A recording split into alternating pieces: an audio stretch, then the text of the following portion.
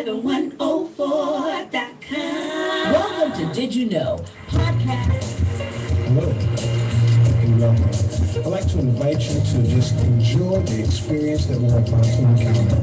I'd like to introduce to you a man of a very humble beginning, a man that was able to overcome the horrific misclassification of special education. A caring man, a man that will encourage you because he's been there and done that. And I'd like to encourage you to keep an open mind and be empowered to change your life.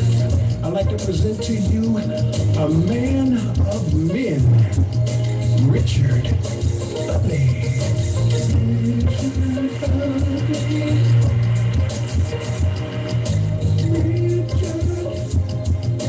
Richard Utley. Welcome to Did You Know podcast. Your host, Richard Utley, dedicated to the African American viewers. The program is aimed to celebrate African American culture and deal with the real and relevant topics that impact the everyday lives of the African American community through frank and insightful dialogue with local and national influencers.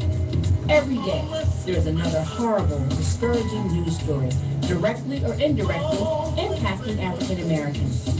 But we need to look at the shining stars in the galaxy of Black America. It is time to tell our story.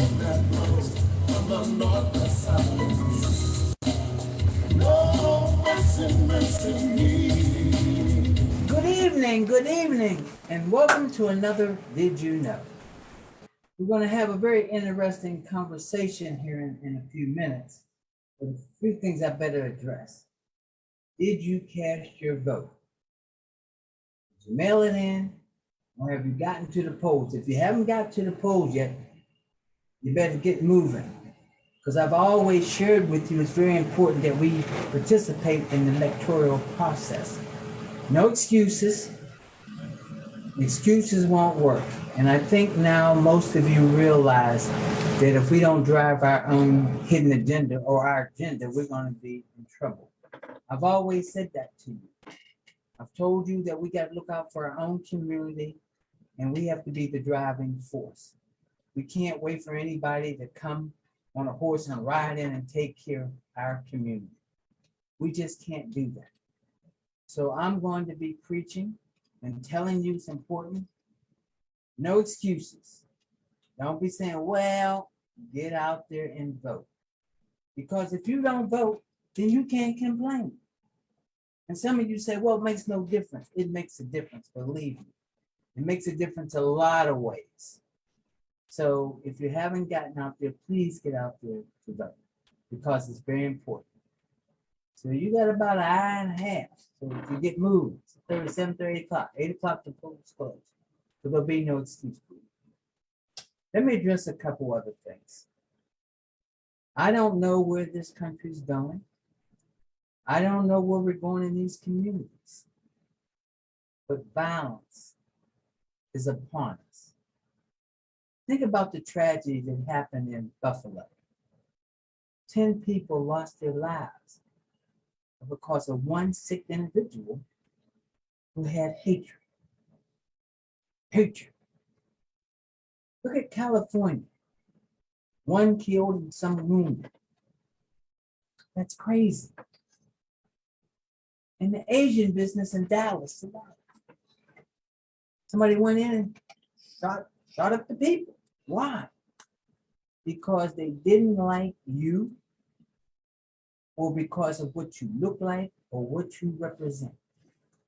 We're all one people, and we need to understand that that's what we need to do. So we need to cut up the balance. We need to stop having shooters come in and shoot us up, and we need to stop having black on black crime. We got to stop it. We got to stop the shooting.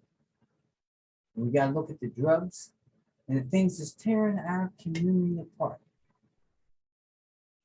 Think about it. That's what this program's about. Think about it. I'm going to ask you what you're going to do. Not what somebody else is going to do, but what you're going to do. And I think it's very important. that we understand. Some people lost their lives in Buffalo, in a supermarket. Think about it. Think about people who walk down the street, scared to walk down the street at night because of violence. We have to stop violence in our community, but we also must be aware that violence is taking place all over. We need to be cognizant of that. So I want you to plant that in your head, but just think about it. Tonight, I have a pretty, I would call it, heavy conversation that I'm going to bring on tonight. And as I've shared with you all the time, it's about, did you know? What did you know? What don't you know? So that's why this is so important tonight. So I try to address many different things. You know, Pennsylvania has the 9th largest number of elderly residents in the nation. Did you know that? You probably didn't. Nearly 1 in 5 Pennsylvanians is over 65, including myself. So I thought today I was going to try something and bring somebody on to talk about a little heavy conversation that we need to talk about and that we need to be honest with. So I have the fortune this evening to bring on a gentleman, and I think he's going to say some very interesting things to you. It may touch some nerves, but the purpose is to give you insight. You know, he likes to talk about multicultural social responsibility. And if I say all of that, you're probably saying, who is it? So I'm going to have Glen Dunbar come on. He's a gerontologist, and he's going to tell you what he does and what he's about. Glen, what is it? Yeah, thank you, Richard. My wife calls me the voice of death and doom. So, Okay. yes, that's a heavy topic. I'm a social gerontologist. Now, what that means is I've made a career out of studying the aging process. I have been in the business now for 50-some years. I was the policy director for the Pennsylvania Department of Aging. I retired in 2001, decided that Peace Corps would be an adventure for me in retirement. So I went down to Nicaragua, and I thought I would continue my aging efforts down there. But it turns out in Nicaragua, they don't have an aging system like we do. They don't have much in the way of Social Security or Medicare or anything like that. And basically, families take care of their older members. And when the families can't take care of them because they are all dead, or they've gotten themselves into so much trouble with alcohol and drug abuse that there's no connection there, then the government does have some places where older people can go. And I was assigned to work there, but I knew too much about aging and the care that ought to be provided to continue my work there. So I went down and worked at a health clinic for maternal health. So that was a fun experience. But I came back and I've been teaching gerontology at York College and Lebanon Valley College since then. Now you're a social gerontologist. Could you explain the difference between the social and medical? Yeah, I am not a medical person. I know a lot about healthy aging. In fact, I teach healthy aging, but I'm definitely not a doctor and I'm not licensed to give that kind of advice. But I do know a whole lot about all aspects of aging. And you know, we are more than just our body, doggone it. as we get older, that becomes more and more important. For myself, I feel my body deteriorating around me, but doggone it, I am not just my body. There is a person, a soul inside there that's more than just the body. And that's something important, I think, for all people to pick up on, and, to think about a lot is what is that essence of yourself? Because your body is going to change as you get older, and there's no denying it. People who pretend that they can just think themselves young and they don't have to get old, they're just fooling themselves. And there are lots and lots of people out there who will take their money for magic cures and sell them books about how to be young forever and things of that nature. But that's not reality. What made this be your calling? What made you decide that you wanted to take this trip? And kind of fall into things, I went to college on the GI Bill. I went into the Air Force right after high school. Had no intentions of going to college at the time, but I got that GI Bill and I figured I might as well put it to good use. So I got my degree, but I got my degree in psychology. And then I did an internship for psychology and decided I really didn't like listening to people whine that much. That part, that empathy part of being a psychologist wasn't going to work for me. And then my wife and I, we took a road trip and we were out at the Grand Canyon of Pennsylvania, sitting right on the edge of it. And I saw this woman backpacking, big, heavy backpack, coming up the Grand Canyon from the bottom. And I watched her for a long time. And she was all by herself. She got up to the top and she sat down not too far from where I was. And I got up the courage. I thought, that's pretty interesting.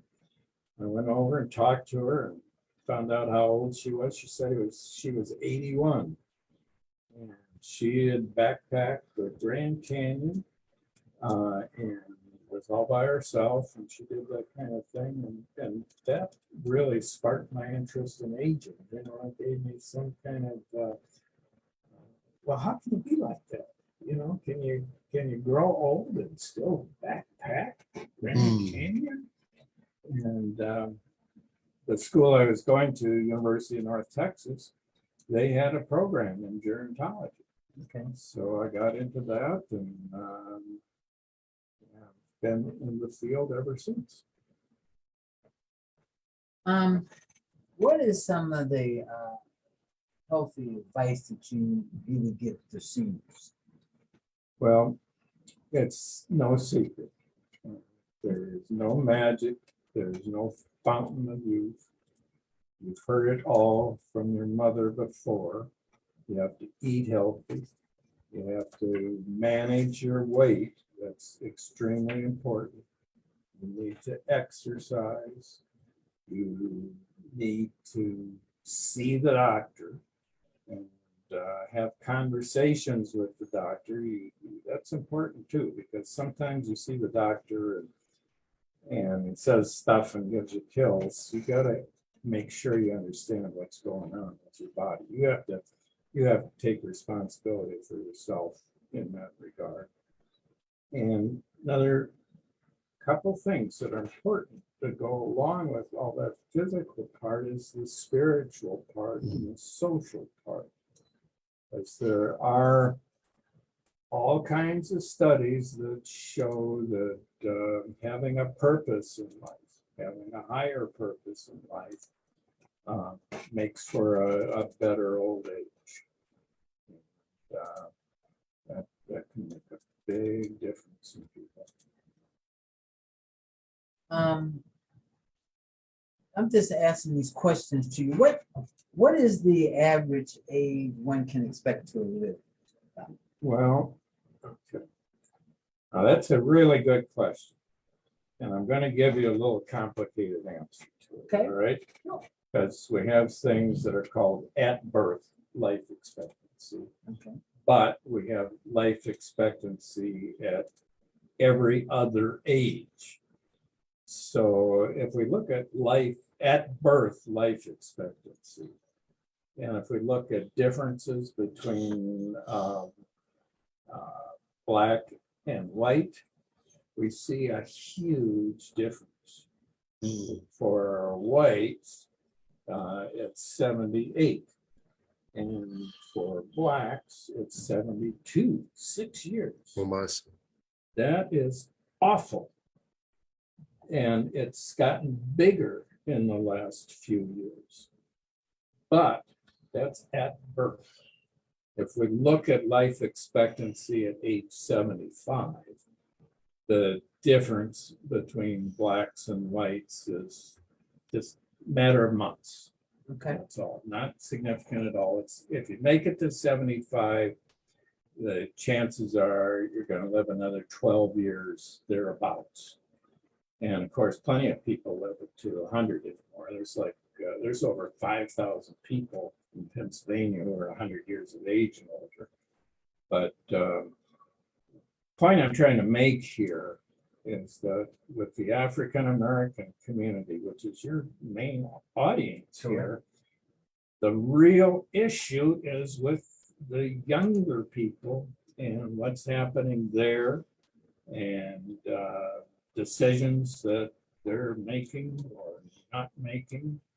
And by the time you get through all of that, reach age 75, things stabilize out pretty well. So that's the good and bad news wrapped up all together. I think the reason I have you on this program is because I think sometimes in an African American community, sometimes we look at things a little different. Sometimes when we're young, we just go and just do all kinds of things. But probably when we hit, I'll use a magic number, like I'll just say 60. All of a sudden 60 hits. And all of a sudden immortality slaps us in the face.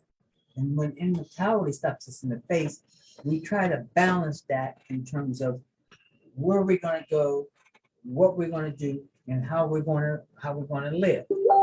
And I know for a fact I have some friends, and some are preparing for the afterlife, and some people will say, "I'm here today. Thank God I'm here today, but I don't know about tomorrow." So, what do you think when people look and think that way? Well, you use the word balance, and balance is the right word, because either extreme is going to get you in trouble. You need to think positive about life, and there are all kinds of studies that will say thinking positive is a good thing, and you're going to bounce back from illnesses and injuries much better if you have a positive outlook on life. Could you repeat that again? Because I think that's very important, because a lot of times, including me, woe me, woe me. So you're saying balance life, but also think positive. That's one of the keys to healthy living, hopefully. Well, it's not hopefully, it's absolutely, it's backed up with a lot of science. But now here's the balance part. Okay. The balance part is don't go into thinking positive so much that you don't plan for the future, because your body is going to change on you, doggone it, and things are going to happen to you, and you need to prepare yourself for that physically and mentally and socially. And I'll tell you what, I share something with you that I share with my students. Sure. Okay. smiling. Sure. You want to know the secret to living a long life? Yes. All right, I have the secret to living a long life, and it's tattooed on my arm. What's that say? Don't die. Don't die. If you don't die, you're gonna live. The human species is gonna live to be between 112 to 125 years of age. And we know that because people have lived to be 125 to 126. So we know that that's possible. So if you don't die from things like heart attacks and diabetes and other things, you're going to live a long life. But that doesn't guarantee you a happy life. You want to know the secret to a happy life? Sure. All right, that's tattooed on my other arm. Okay. What is it? Gratitude. Gratitude. That's good. That's right. If you have gratitude for what you have, that's the key to having a happy life. You know, things are going to happen to us, but we do need to look at the positive aspect, and we do need to have gratitude for what we have and for the people who are around us who are trying to help us. And you know what? We see a lot of older people, and I'm an older person myself, so I feel like I can talk about that now. Okay. But I see a lot of my counterparts who don't seem to know the meaning of gratitude. And people try to help them, family tries to help them, and all they get is a raft of resistance. You know, we need to be grateful for what we have and people who are trying to help us. And you know, sometimes people who are trying to help us don't do it quite the right way. But for example, people in a care facility, you know, sometimes that's not a real fun experience, but those people are there to try and help you when you really need the help. And if you can keep a attitude of gratitude, that helps things go a lot better for everybody. Well, I think that's very important. I'm going to come back to gratitude in this conversation a little later, but I'm going to continue to shift it because you have so much knowledge that I just think that my audience should hear. They should be exposed to.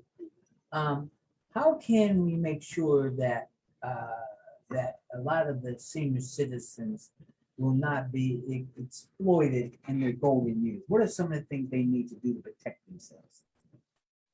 Again, it's a really serious issue that I've had personal experience with. The best thing that you can do to protect yourself is have a loving family. And I know that that's not always achievable, but that really is the best thing. Stay involved with your family. Hopefully your family will stay involved with you.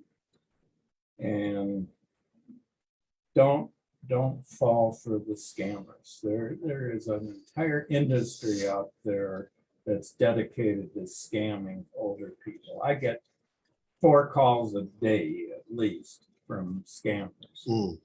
And they're just out looking for older people who are lonely, who will take the bait and start talking to them, and one thing will lead to another, and pretty soon it's all, they'll get your money from you. Same way, there are people out there who pretend to be caregivers. They'll come in and take care of you a lot more cheaply than you could get if you went out to an agency and hired help, but they're there to scam you as well. And there are even ministers out there who are into scamming older people, and they'll take big donations from their congregants just because they're getting old and they're not too mentally alert, and they're concerned about going to heaven, and they can lend themselves to that kind of situation. So there is no substitute for a loving family. There just isn't. There are agencies, and I can talk about the agencies if you like. Sure. Okay, the Area Agency on Aging, every county has one, and every county has area agency on aging has a protective service unit. And so if you think you're being taken advantage of, or a family member is being taken advantage of, you can call them and they'll come out to investigate. But you know what? You started out this whole talk with, you got to look out for yourself. And that holds up with aging as well. You still have to look out for yourself. And if you have somebody who loves you, who can look out for you, that's a good thing. So you would also recommend those families that have been disconnected. It might be very important for them to reconnect, especially in the golden years. Oh, absolutely. What's it take anymore to make a telephone call? You don't even have to pay a long distance toll to call from one side of the country to another. So pick up the telephone and just talk. See how things are going. It's one of the regrets I have in my life is I didn't talk enough to my parents. They lived down in Texas and I was living up here. Now, back then we did have to pay long distance telephone fees, but I should have done that more. They wound up being okay, but I wish I had done that. And you don't want to spend your life wishing that you had done something that you could have done. And making those telephone calls and staying in contact is an easy thing to do. So audience, I hope you hear what he's saying. It's not too late. You can start it today, this evening. Reach out. A couple other things we talked about, senior citizens sometimes get taken advantage of. You also, since you traveled all over, how do you see how different people carry out the final wishes of the individuals? Well, okay. Number one, death is different nowadays than it used to be. I do want to impress that on in other countries, for example, in Nicaragua, where I was in the Peace Corps, and here in the United States 80 years ago, that would have been pretty comparable. But back then, people died pretty young. And they went along and they got older, and then pneumonia came, and pneumonia used to be called the old man's friend, and then get sick and die. But nowadays, it's more likely that you get old and then you have an incident of some kind, you go to the hospital, you get back out, go along for a little while, you have another one, and it's kind of like a bumpy, long decline, all right? So people, if they're thinking about death at all, for the most part, they're thinking about dying pretty quickly. But death nowadays tends to be dragged out. And if you add insult to injury, often that dragging out part at the end involves dementia. The incidence of dementia goes way up if you're over 85 years of age. And actually, we're thinking about the African American community. It's higher in the African American community than in the white community, and it's higher for African American women than for African American men. So chances anymore, if you make it to old age, the chances of spending the last year or so not being mentally alert, that's a whole lot higher now than it used to be decades ago. And I don't think any of us look forward to that. I just don't think we prepare ourselves for that when we don't think through what's going to happen to us if that's how we spend the last few years of our life. It takes some planning to do. Certainly, I think one of the responsibilities that comes with age is preparing for the end of life. And that includes having a will to pass on your property. Because I've seen so many families torn apart when there isn't a will.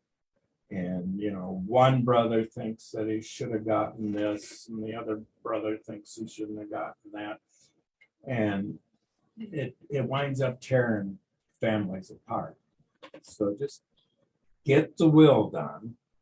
That's step one. Step two is to prepare what's called an advanced care directive, which is your thoughts about what kind of medical treatment you want to have at the end of life. And you have to do that advanced care directive while you're still mentally alert. Because if you don't have it down in writing, when it gets too late, the doctors aren't going to honor it because you're not mentally alert. And so you have to do that now. You have to do that early while you have the time and the mental capacity to get that done. And coupled with that, you should get what's called a healthcare proxy. And a healthcare proxy is someone that you legally designate to make healthcare decisions for you if you're not capable of doing that yourself.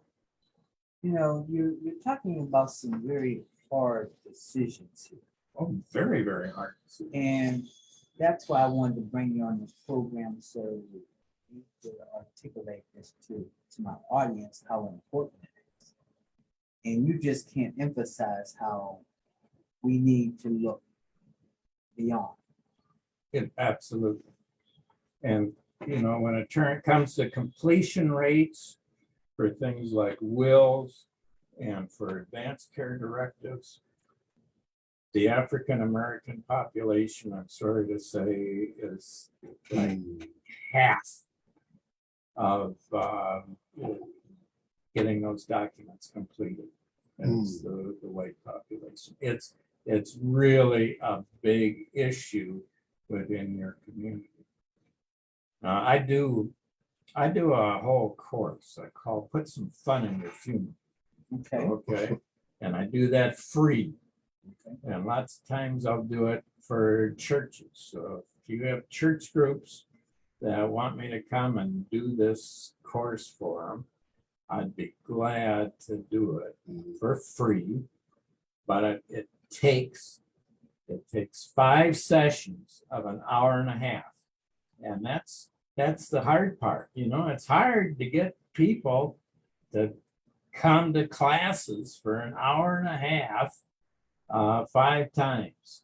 But you know, this whole end of life planning thing is it gets kind of complicated.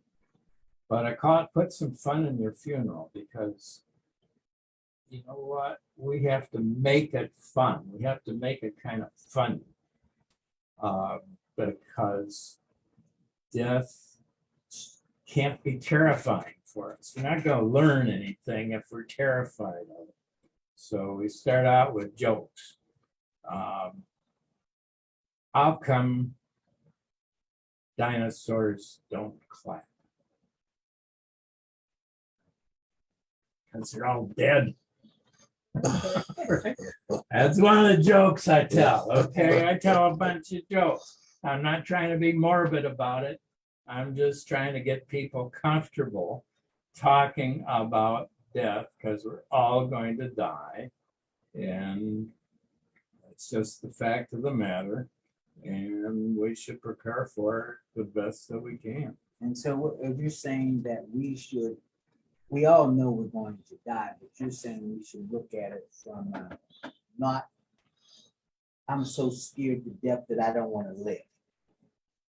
Well, that, or I'm so scared of it, I'm just not going to think about it or do anything to prepare, which is something that a lot of people do. They just don't think about it, so they don't prepare for it, and they find themselves in these situations where their house is tumbling all down around them, and they're living in horrible situations, and they're not taking advantage of the help that's out there. And you know, the help is scarce enough.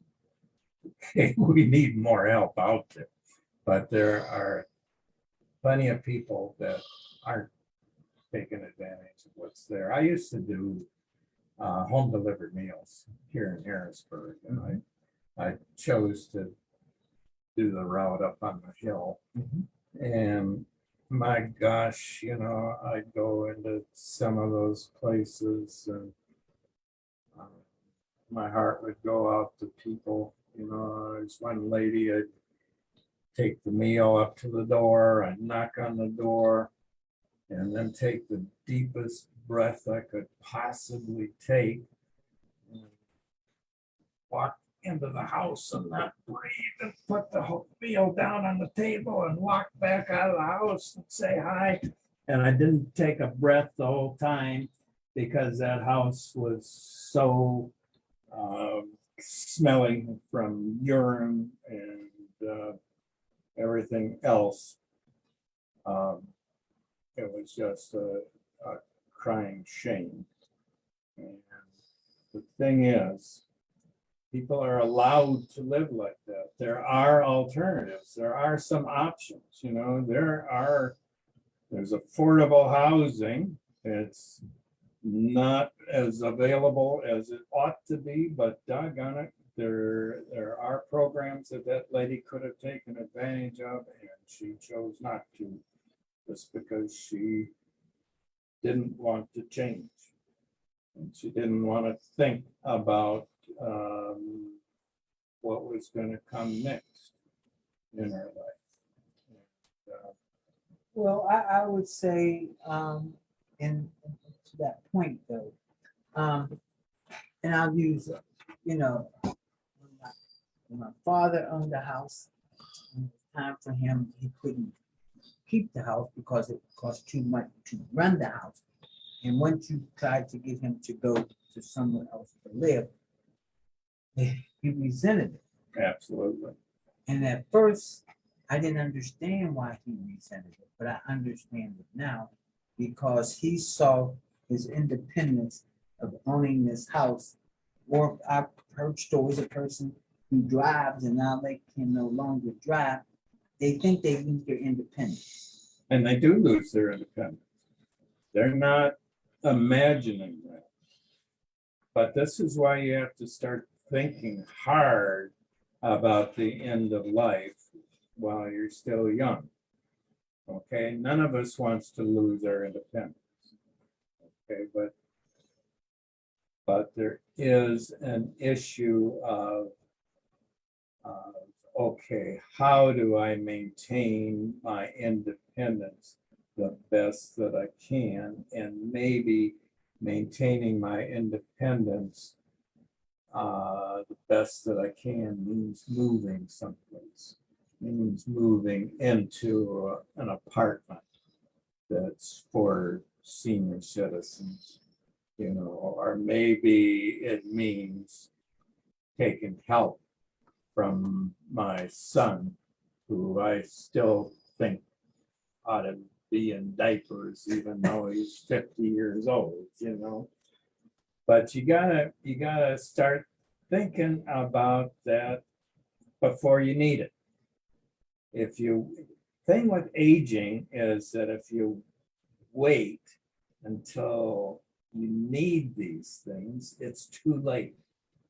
And I'll do it later becomes I'll do it never. So I think the best time is people in their 60s anyway. I'd say earlier than that. It really ought to be earlier than that, but it's hard to capture the attention of anyone under 60, I think, about aging. I mean, I teach it to college students, and they're young, so they don't think that way, but yeah, teaching it to people like me who's at that age, it does have a rippling effect to it. well, and I hope it's a positive effect. I mean, what I want to do is motivate you to give some serious thought to all of this. And that's why I want you on here, because I don't think in the African American community a lot of times we've had this kind of frank conversation. I think we know it exists, but we don't talk about it, or we don't want to think about it. We usually don't think about it till we lose someone. Right. Whether it's our parents or whatever, that's when we think about it. As I said earlier, Pennsylvania has a large senior citizen population, over 65 years old, the ninth in this country. That's scary. There's a lot of senior citizens around. Way of the future. I mean, that's just get used to it. That's the way of the future. It gives you any comfort. There are other countries where the population, the proportion of elderly is a whole lot higher than here. Japan is, as a major country, is the leader there. But Italy, France, where else? Germany's a little higher, Greece is higher. But you know what? Part of the equation here, is not just on what's happening with older people. Older people they're not living long, but more older people are living into late life than used to be because of medical care. Okay. But the other part of the equation is that young people aren't having as many babies as they used to. So one of the reasons why the proportion of elderly in the population is going up is because young people are not desiring to have a lot of kids. And that's a good thing and a bad thing. When I was in Nicaragua, average family size there was five children, living children. And we thought that was too high. So one of the things that we tried to do with the Peace Corps is talk about birth control.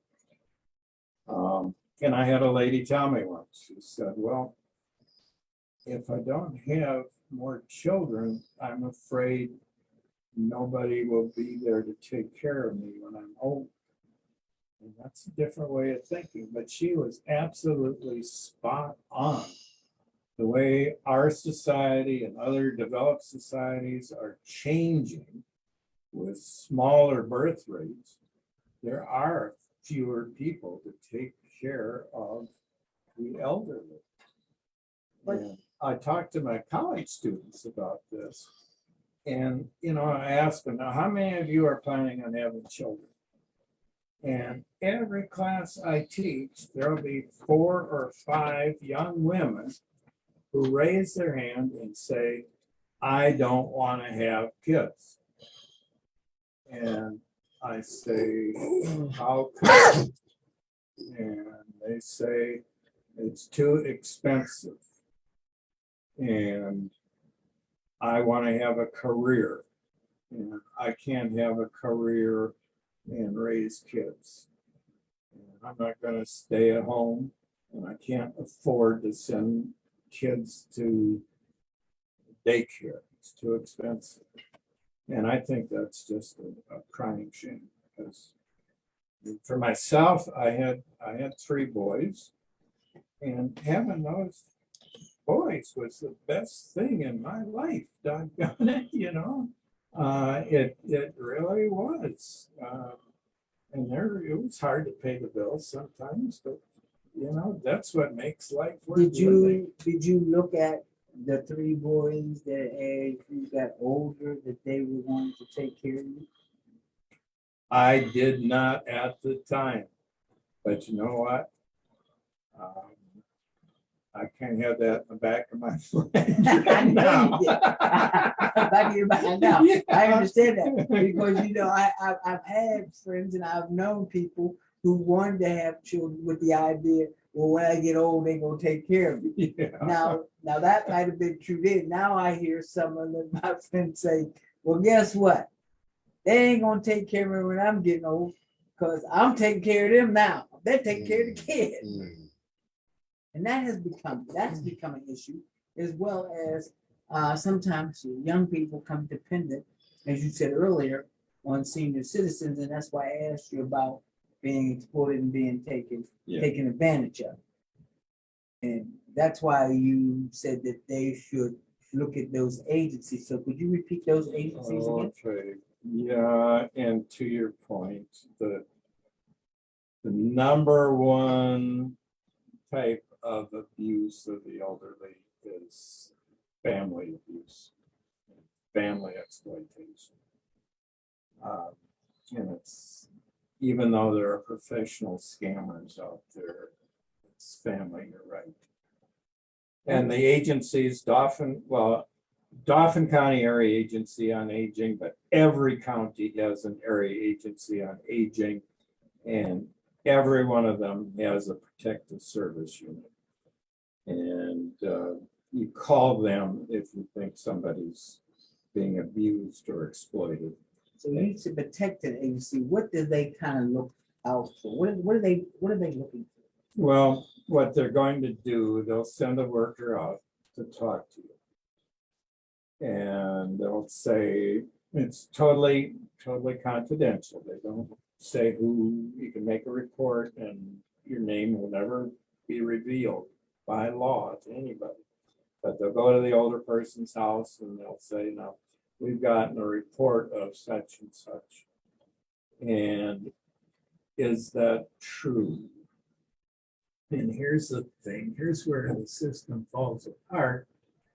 If the older person says, no, it's not true, or no, I don't need any help from you, or no, I don't want to do anything about this, then the protective service unit says in their wisdom, well, you have the right to make that decision, and so we'll go away. So people will have to speak up for themselves if they get into that kind of situation. And so many times they don't. And you think that is a problem? You think elderly abuse is definitely a problem? Oh, it's a huge problem. It is a terrible problem. like I say, the people make a profession out of that, and it just irritates me so much. Yeah.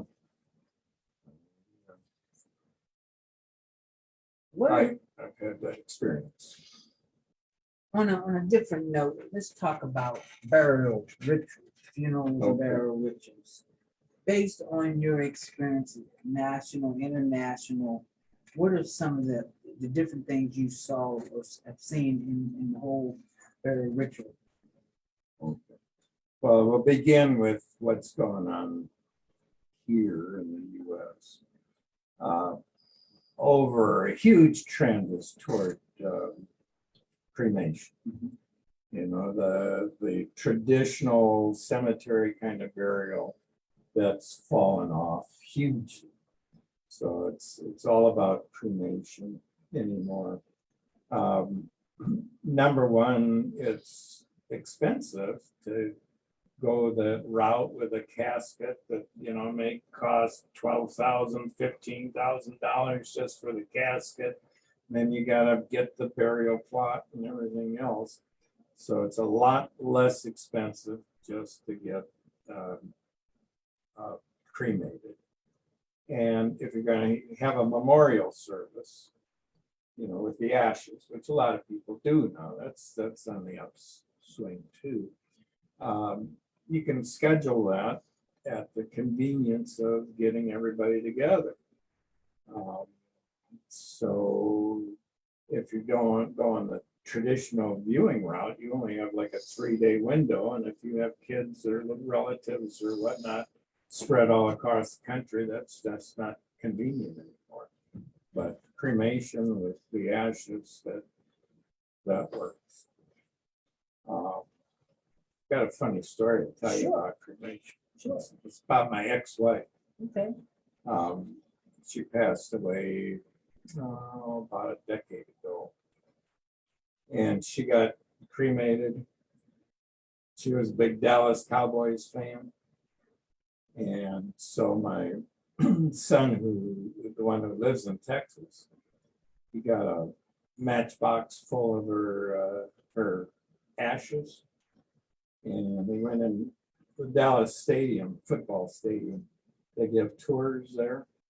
And you've seen on TV, you know, the big helmet with the star right in the middle of the helmet with the Dallas Cowboys. So he was on this tour and he walks around and he pulls out this matchbox full of her ashes and just very quietly sprinkled them right in the middle of the star. So every time he watches a Dallas football game, he thinks of his mother. So you didn't laugh at that so much.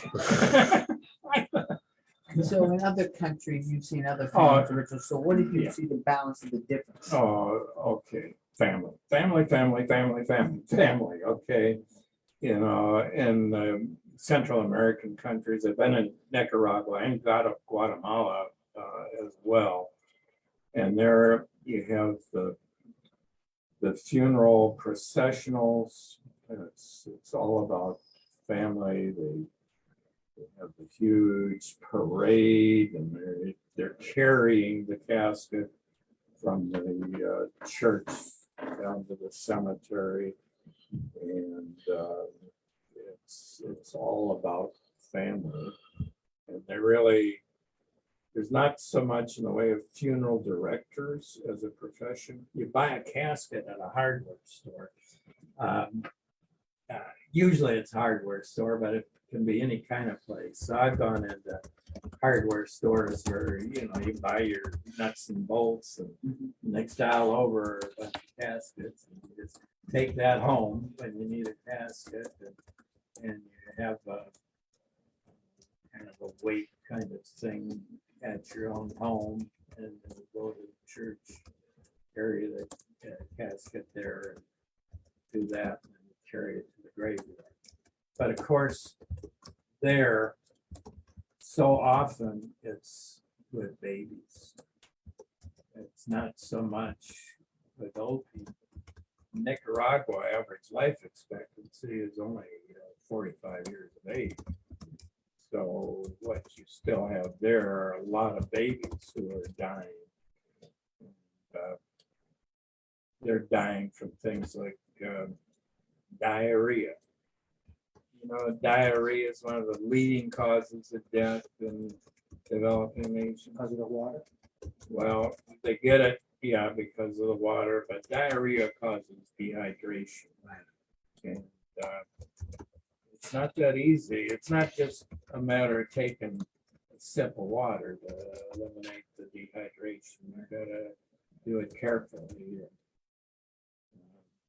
So in those countries, you see a lot of very, very young people dying.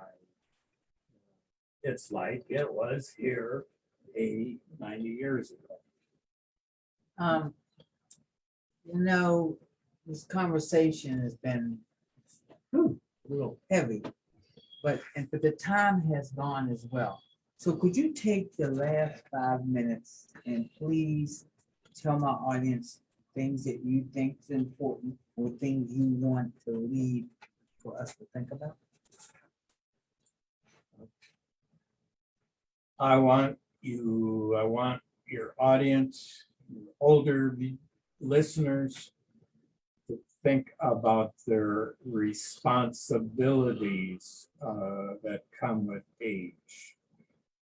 Okay, what responsibilities do you have because you're an older person? I would suggest a couple. One responsibility is take charge for planning the end of your life. It's your life. You need to plan for it. You need to have a will. You need to have a living will. You need to have conversation with your family members about your medical desires at the end of life. So take responsibility for planning that. Second thing is take responsibility for using the time that's remaining to you in a way that can help serve as a role model to younger people. You know, whatever your physical shape is, you can still use that remaining time to be pleasant, to be a role model, to have a purpose in life, the best that you can. Even if you're in a nursing home, you can be a role model for others by being pleasant and displaying gratitude and trying to establish a higher connection. However you define that. So use that remaining time to do something good. All right. I think that's very good. I want to thank you for coming on to the program. I realized that this was probably a very heavy, difficult conversation. But these are the kind of conversations that we have to talk about. That's why my program is called Did You Know? Because I want us to be exposed to many, many different things. A couple of things he said tonight, I hope you remember. He had them tattooed on his arm. What are they? Grateful, don't die. Grateful and don't die. Keep living. Don't die and be grateful. And that's very important. And we said grateful, and he also said something about believing and being positive. Don't look at the end being so blatant boom, but just being positive about it. Is that correct? That's correct. I've got a image for you. Sure. All right. What is death? Death is the scissors that separates the body from the soul. Mm-hmm. Well, we're gonna leave on that. I hope all of you have enjoyed this program. So you will think about the scissors and the body. Okay. Thank you. Well, thank you for turning into my program. Boy, time went fast. I had about 10 more questions for it. But I hope that you got something out of it. Because that's what this is about. Did you know? So thank you. And I'll see you the first Tuesday next month. Good evening, and please, if you haven't voted, you got a half hour, get moving.